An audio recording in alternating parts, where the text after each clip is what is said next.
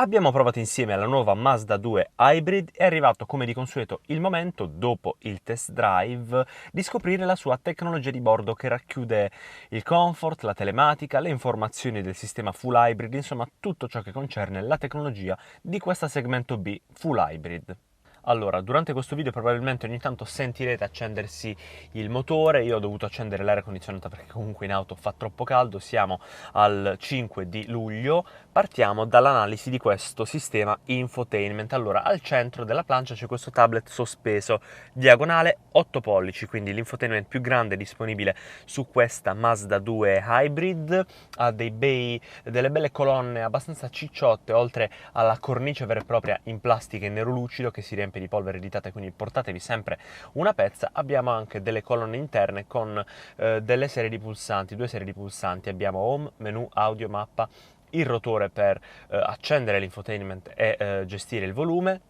Sulla destra invece abbiamo i vari canali, le tracce quindi per andare avanti e indietro sulla radio, il telefono, impostazioni e andare avanti con le frequenze della radio stessa. In basso il pulsante delle 4 frecce. Iniziamo dal layout. Allora abbiamo la home page, in questo caso home, dove abbiamo in alto il nome della pagina su cui ci troviamo, l'orario e le informazioni relative al telefono. In basso una finestra divisa in 3, quindi nel primo quarto più o meno abbiamo le informazioni relative alla batteria, all'energia, ecco, della macchina, quindi il suo sistema ibrido che scopriremo a breve.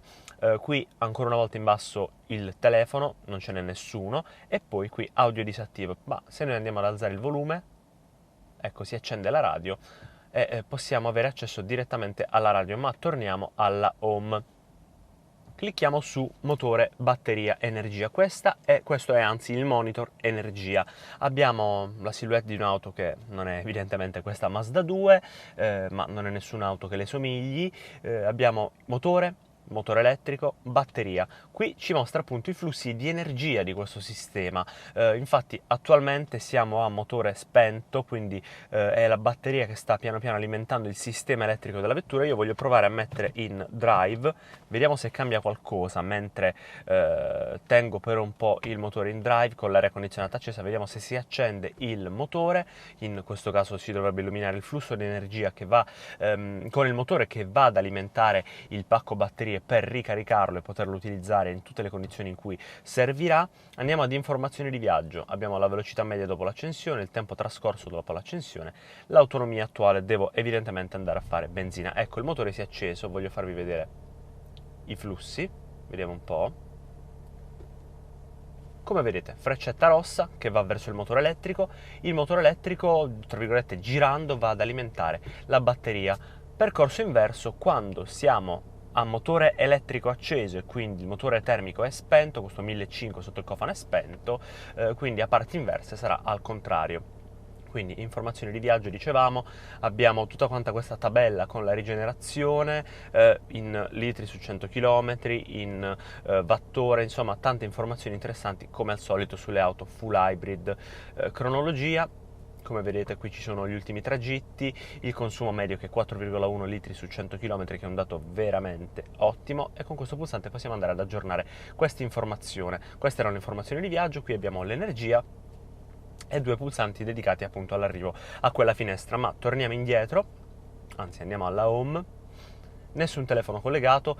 In questo video non vi farò vedere come collegare un telefono perché domani caricheremo qui sul nostro canale un approfondimento dettagliato, quindi un breve tutorial dettagliato. Andiamo a menu. Menu molto semplice, abbiamo solo 4 finestre: audio, origine, quindi le fonti AM, FM, radio DAB, USB, Bluetooth o Miracast. Possiamo riordinarlo. Come vedete abbiamo delle shortcut, USB 1, USB 2, premiamo su OK per salvare. Torniamo indietro. Se noi accendiamo la radio e clicchiamo su audio, ci porta effettivamente alla radio, quindi abbiamo l'origine, quindi la fonte, le stazioni preferite, possiamo selezionarle, vedete, possiamo premere, elenco stazioni, quindi con le 2 freccette possiamo andare a scoprire tutte le stazioni. Per esempio mettiamo radio DJ. Su manuale possiamo andare a sintonizzarci manualmente su ogni singola frequenza. In opzioni abbiamo l'elenco stazioni, emittente in ordine alfabetico, informazioni sul traffico, frequenza alternativa, cambia codice regionale e il testo radio FM. Infine le impostazioni del suono, alti, medi e bassi, dissolvenza e bilanciamento, come vedete all'interno dell'abitacolo tra sinistra e destra e tra la parte anteriore e quella posteriore, e la regolazione automatica del volume in base alla velocità. Quindi questo era audio, come vedete c'è un mirroring con questo pulsante. Tornando al menu abbiamo telefono, ma come detto non abbiamo nessun dispositivo connesso, quindi restate connessi per domani. Info. Su info abbiamo le informazioni di marcia, quelle viste prima, e imposta. Qui ci sono le impostazioni. In teoria, premendo su setup, dovremmo poterle raggiungere ugualmente. Esatto, vi voglio far vedere con le shortcut. Premendo su mappe non abbiamo effettivamente la possibilità, perché quest'auto non ha l'acquisto in questo esemplare specifico delle mappe del navigatore. Se io vado alla radio e vado su track e channel, come vedete cambia la frequenza. Phone, come detto, non c'è nulla. Setup è l'ultima finestra di questo breve ma intuitivo infotainment. Abbiamo orologio, fuso orario dell'Europa centrale, ora legale, regolazione automatica tramite il GPS e il formato ora 24 o 12 ore. Lingua italiano, ma ce ne sono tante altre, una lista infinita. Personalizza schermata home. Tra le informazioni che desideriamo visualizzare ci sono eco, telefono e audio, possiamo metterci anche un orologio. Lingua di riconoscimento vocale, anche qui in italiano, ma ci sono tantissime lingue. Servizio preferito Apple CarPlay, può essere Android Auto, può essere disattivato. Segnale acustico disattivo assolutamente, ma lo possiamo anche attivare. Impostazioni del tema, abbiamo varie colorazioni, come vedete. Io lascerei quello a cui mi sono abituato in questi giorni. Elimina cronologia tastiera, memorizza cronologia tastiera, animazione, attiva e disattiva l'animazione del sistema quando lo accendiamo, elimina dati personali, aggiorna software, aggiorna database Grace Note, informazioni sul software e livello di sensibilità 1, 2 o 3 dello swipe dovrebbe essere. Bluetooth, nessun dispositivo Bluetooth connesso, queste impostazioni le vedremo domani. Audio, comune, FM o DAB, quindi visualizza copertina, display prioritario di Grace Note. Vediamo per l'FM, le impostazioni che abbiamo visto praticamente prima. In telefono non vi faccio vedere nessuna impostazione, le vediamo domani. Comandi vocali, il volume della voce, i messaggi di riconoscimento vocale attivi e predefinito. Impostazioni del veicolo, personalizzazione veicolo, vediamo un po'. Impostazioni di blocco delle porte, sistema intelligente inserimento e avvio, blocco, sblocco, luci di risposta, attivabile o disattivabile. Impostazioni di climatizzazione, abbiamo una modalità di ventilazione efficiente in questa vettura, efficiente come anche il resto della vettura stessa. Torniamo indietro, impostazioni delle luci, sensibilità del sensore luce impostata su 0 e il timer dello spegnimento, quindi per il coming home 15 secondi. Torniamo indietro, modalità parcheggiatore, possiamo inserire un PIN per quando magari una persona sconosciuta ha le chiavi della nostra macchina per parcheggiarla, per spostarla in qualsiasi situazione, che potrebbe essere un ristorante, un hotel o anche un conoscente a cui chiediamo di spostare la nostra macchina fuori dal bar, ma non vogliamo che veda i nostri dati sensibili, quindi ad esempio la rubrica del telefono o ancora la destinazione di casa salvata nel navigatore, possiamo impostare un PIN e quella persona potrà utilizzare solamente le funzioni base come ad esempio la radio. Impostazioni del wifi, attualmente disattivato, e anche Miracast è disattivato. Questo era il semplice infotainment, ora vi faccio vedere però qualcos'altro. Infatti, sempre a livello di tecnologia, in basso abbiamo l'hub dedicato alla climatizzazione, clima automatico bizone, abbiamo 2 rotori, off, front e rear per lo sbrinamento, fast eco per una modalità efficiente, la velocità delle ventole, la direzionalità delle ventole, il ricircolo o meno dell'aria condizionata e l'aria condizionata. Ancora più in basso troviamo una presa 12 volt, una USB di tipo A, una piattaforma di ricarica wireless per il telefono che si può accendere e spegnere con sotto uno specifico motorino che va a riconoscere per ogni telefono, quindi in base alla dimensione e alla tipologia di ogni telefono, dove si trova la batteria per avere una ricarica il più efficiente possibile, anche per migliorare, se vogliamo, la salute della batteria, per non metterla sotto stress. E quindi nel momento in cui si accende, sentite c'è questo rumore di spostamento, ecco, meccanico di questo motorino che va a cercare un po' il telefono, quindi anche se avete un telefono più piccolo, più grande, ma con la possibilità della ricarica wireless, lo potrete fare tranquillamente. Poi qui c'è la leva del cambio ECVT, i pulsanti delle modalità di guida, l'hold, lo stazionamento elettrico e ancora la disattivazione del traction control e la modalità EV manuale. Ma voglio farvi vedere anche ciò che c'è dietro al volante. Innanzitutto sul volante ci sono numerosi pulsanti. Abbiamo sulla sinistra il pulsante per tornare indietro, quello per alzare e chiudere la cornetta, andare avanti e indietro con le finestre, su e giù per capire quali sono le finestre che ora vi mostro, volume, comandi vocali. Sulla destra invece abbiamo il riconoscimento della distanza dal veicolo che ci precede, il lane assist, il cruiser attivo e il limitatore di velocità con l'impostazione della velocità, cancel, avanti e indietro con le tracce audio col radio e le modalità da telefono a Bluetooth alla radio. Ma come è sviluppata la strumentazione di guida? Allora, abbiamo 3 quadranti, 7 pollici, tutto quanto digitale. Sulla sinistra abbiamo un quadrante digitale di forma circolare che ci mostra la modalità EV in fase eco, in fase power, quindi quando andiamo giù col gas è in fase di charge in frenata rigenerativa, al centro P che è la marcia inserita, vi faccio vedere come cambia, reverse, neutral, quindi a folle, drive e brake. Su abbiamo ready che ci indica che il motore è acceso e pronto a partire. Al centro varie spie, la finestra principale, ora vi mostro tutte le sue funzionalità. Sulla destra un altro quadrante di forma circolare con il tachimetro, il livello di temperatura e il livello di carburante. Devo assolutamente, necessariamente andare a fare benzina, ma comunque.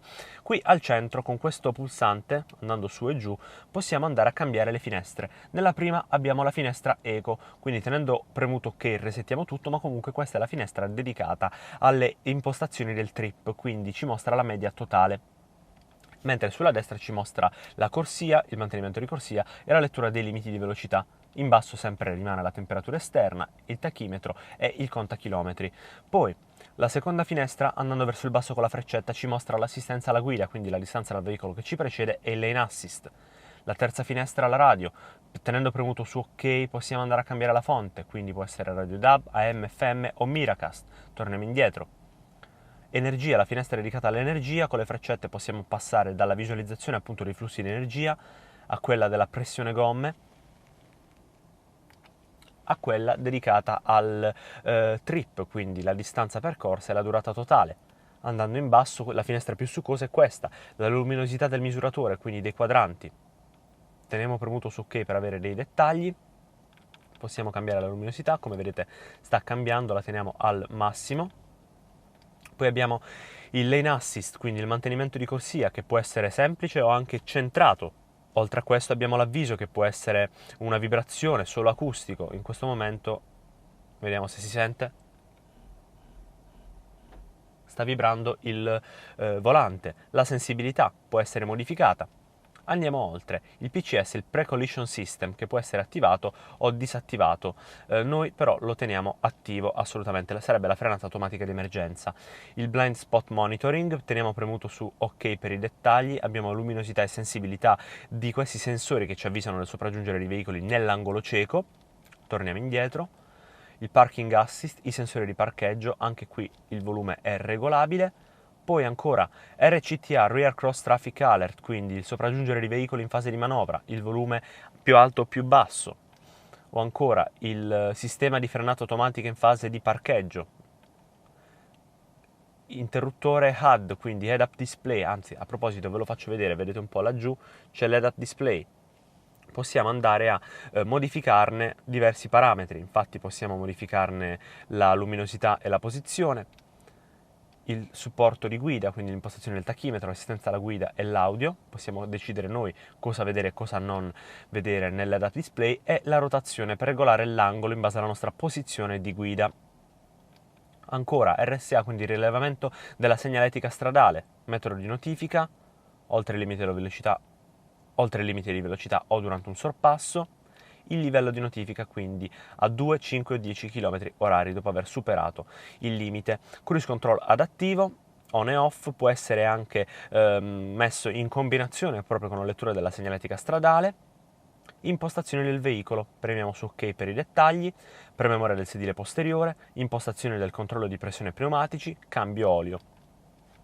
Torniamo indietro, l'ultima sono le impostazioni dedicate alla strumentazione, con lingua, unità di misura, finestra per l'indicatore EV, indicatore eco con il sistema ibrido e il consumo del carburante, consigli eco su on, il consumo di carburante medio totale, medio di viaggio e medio serbatoio. Torniamo indietro. nella modalità EV può essere on o off.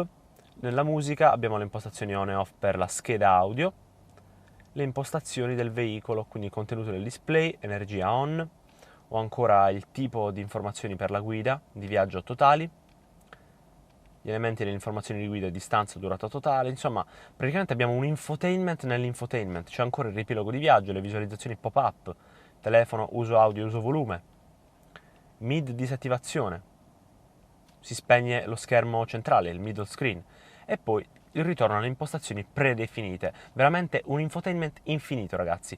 Infine, nessun messaggio con l'ultima finestra, perché appunto non abbiamo nessuna notifica. Noi torniamo alla finestra della media totale. Vi faccio... oltre a questo, con la freccetta possiamo andare a vedere anche i consigli eco, con i punteggi, o ancora il rapporto della guida EV, quindi il 91%. Pensate un po'. Infine l'head-up display ci mostra appunto sulla sinistra il lane assist, al centro, anzi sì, al centro la marcia inserita, la lettura della segnaletica stradale, il tachimetro e i giri motore. Questa quindi era la tecnologia di bordo della nuova Mazda 2 Hybrid. Vi chiedo di farci sapere nei commenti cosa ne pensate, se avete domande, curiosità, suggerimenti, lasciateci un like se questo video vi è tornato utile e iscrivetevi al canale cliccando sul campanello per ricevere, se vi va, le notifiche sui nostri prossimi contenuti. Oltre a questo, ricordatevi che siamo su tutte le piattaforme social che vi possano venire in mente sul nostro sito web, quindi per restare aggiornati sul mondo dell'informazione a 2 e 4 ruote vi basterà digitare wedrive.tv.